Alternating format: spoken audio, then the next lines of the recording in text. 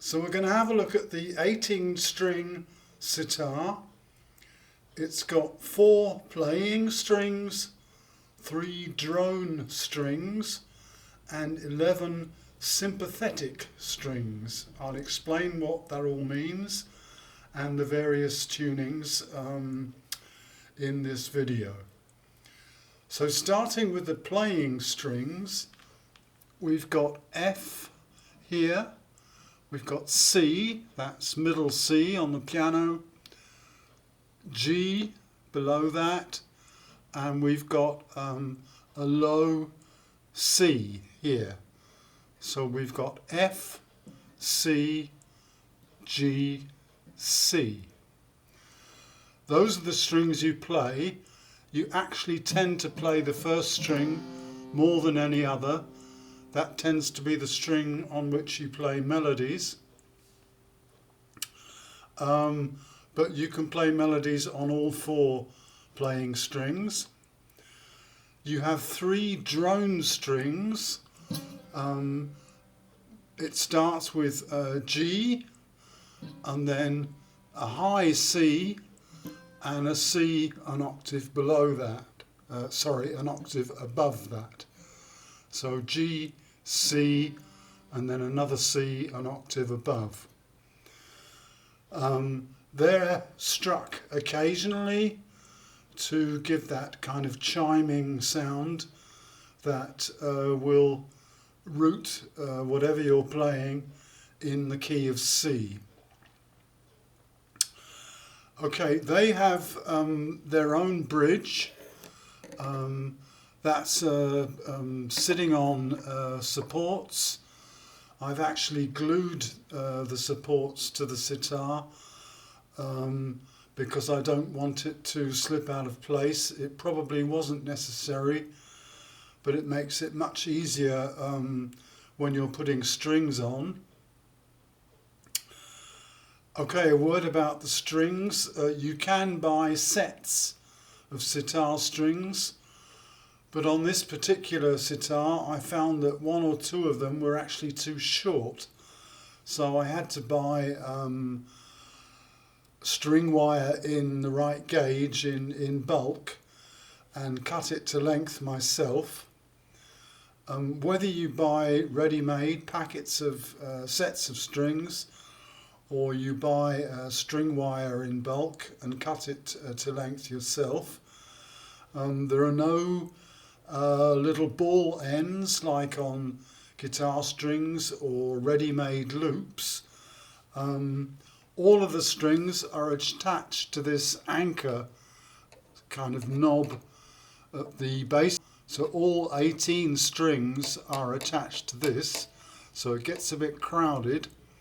What you have to do is make a kind of slip knot with the string wire and slip it round here, pull it tight and then trim the end off. There are videos on YouTube to tell you how to do that, but it's fairly easy once you've done 2 or 3. Okay, so that's the playing strings, the 4 playing strings and the 3 drone strings. Now beneath them, on their own separate bridge, are the 11 sympathetic strings. And they're sometimes called resonance strings. Basically, when they're properly tuned, they have to be tuned very exactly, which requires a good ear and a good clip-on tuner. When you play certain notes, certain key notes on the main playing strings, these will resonate in sympathy, which gives you that that twang, that kind of after note, the noise that happens after the struck string, which gives the sitar its distinctive, unique sound. These are tuned fairly close to a kind of do-re-mi scale, coming downwards It's a little bit difficult to point at each one, but I'll do my best. Starts with a high C, and then next to that a B, so semitone down, and then a C again, so the first and the third strings are the same note, they're C. Then it goes up pretty much in the C scale, so we've got D, E, and then E again, F, G, A, B, and C. So, but they're tuned in a kind of scale coming down from the high end to the low end. In practical terms, obviously you have to put these on before the playing strings, and you'll want to be doing that in any case, because to actually play them is quite difficult once the playing strings are on. To get your finger down here or your pick down here is quite difficult. So getting them as in tune and stable as you can before you put the other strings on is quite important. Okay, the next part of the video I'll show you how these strings are attached at the other end of the neck or up the neck, and the practicalities of actually tuning the instrument. Right, we'll have a look at how the strings are organised and attached to the tuning pegs. Starting with the playing strings. So we've got our first string, our F here. We've got our second string, our C, middle C is here. Our third string, or G, is here. And our low C is on this tuning peg. Our three drone strings are also assigned to large tuning pegs. The first one, which is G, is full length all the way up to here. The second drone string, which is the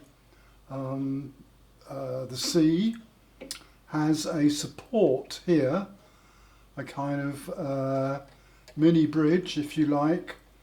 And then it's angled down and it arrives at this tuning peg here. The third drone string has a support here, and is angled down and goes into the tuning peg here.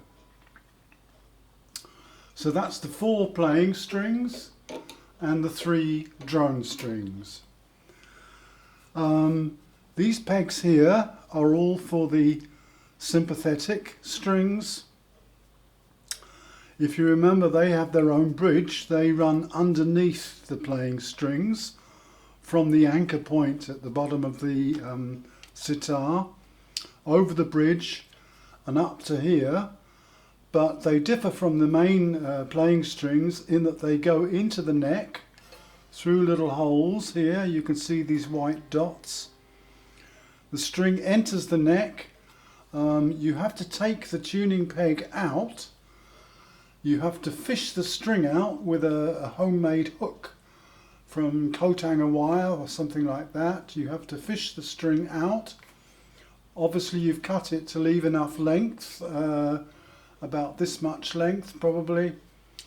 You thread it through the tuning peg, wrap it around, twist the tuning peg a few times, wrap it around, and then push the tuning peg back in and tighten the string up enough so that it stays in a kind of minimum tuning.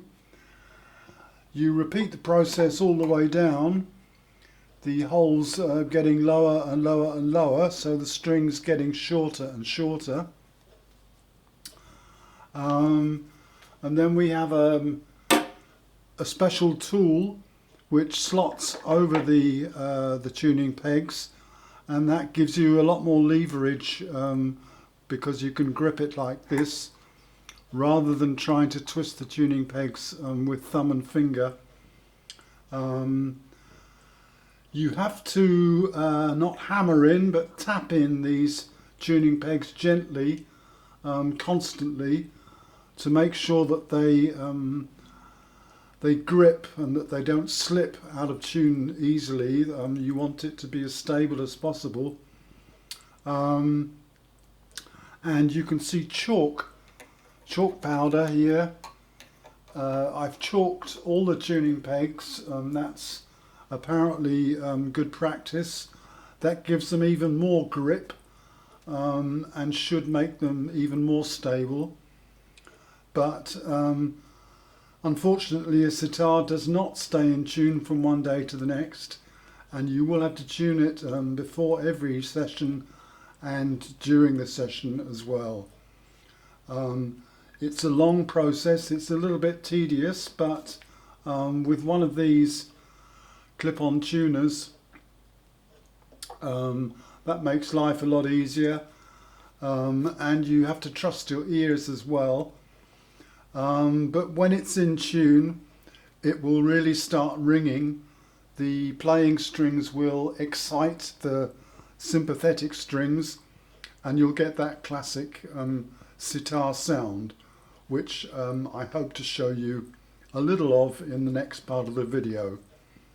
I have to emphasize I can't actually play sitar, I'm only demonstrating the workings, if you like, the basics. So stay tuned. Okay, so starting with the playing strings, we've got F, we've got middle C, then we've got G, and then we've got the low C. This is a C tuning. This is favoured by Ravi Shankar. There are various tunings. There's a D tuning, but the C tuning is quite good for beginners. I'd like to stress that I am a total beginner. I can't play the sitar. I'm simply showing you around it and sharing my very sparse knowledge. I'm simply adapting my guitar technique to suit the guitar, to suit the sitar, and simply get a few notes out of it. So with our FCGC, we can get a C chord by fretting or putting our finger on the second fret to give us a G, so that's the fifth of the C chord. So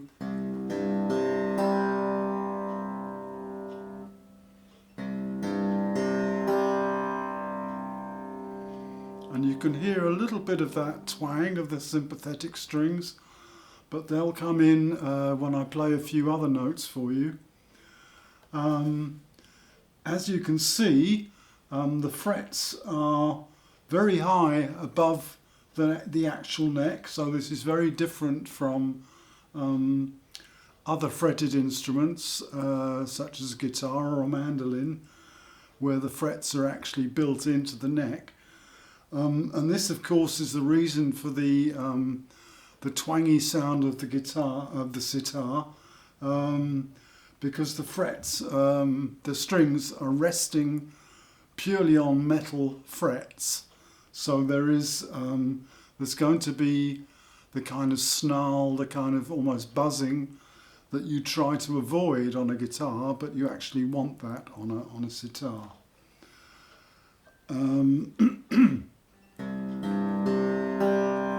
So that's your C chord, and you've got the drone strings.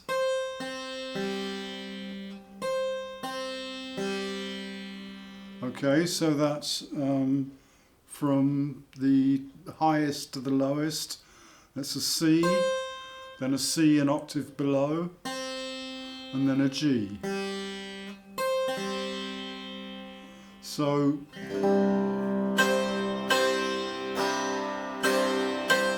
you can strike the drone strings with the other strings when you play them all. And a lot of sitar instrumentals is playing the melody on this first string.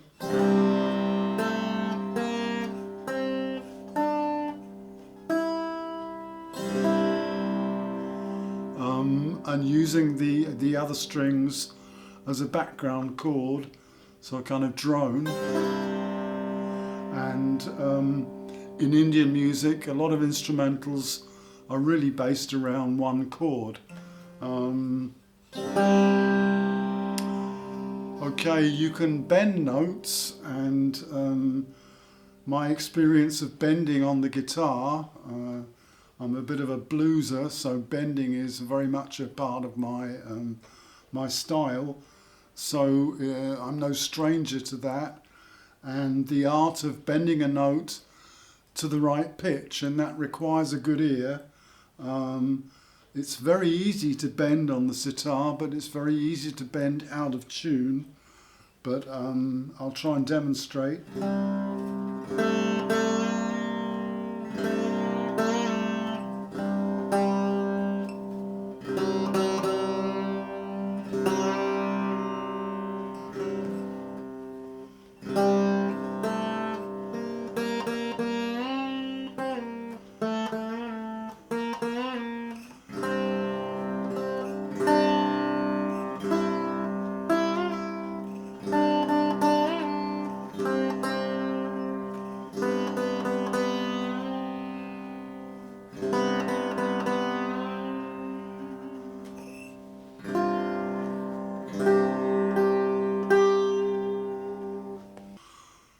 So that's really pretty much all I can show you.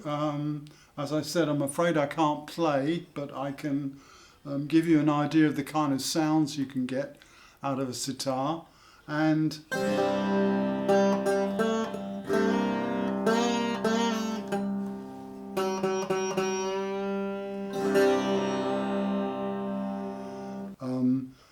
the main problem for me is the playing position.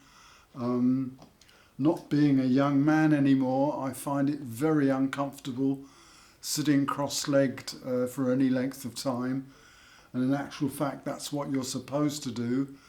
The typical sitar player, the classic sitar player position is sitting on the floor with the bowl of the instrument resting on your left foot, so tucked into your left foot, and the guitar the sitar at about a 60-degree angle, which makes it much easier to reach the notes at the top of the very, very long neck. This is, I'd say, about half as long again as a guitar neck. So it's quite a long way to the top here.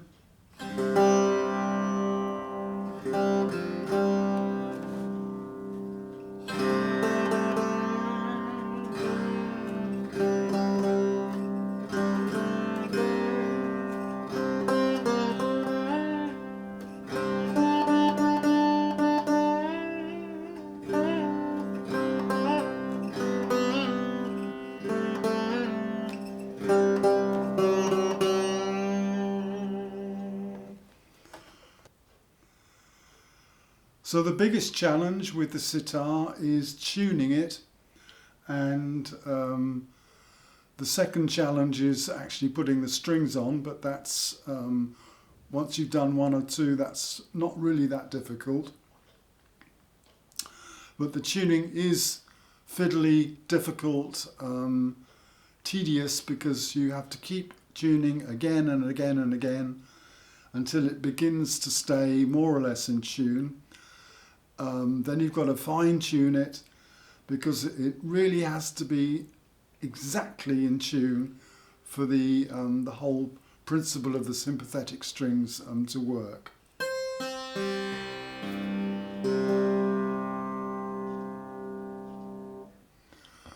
So I hope you found that interesting. Once you've tuned your sitar, You don't have to be a virtuoso to get some nice sounds out of it, and with some very simple ideas you can really add something special to your song or to your instrumental. Okay, thanks for watching. See you soon.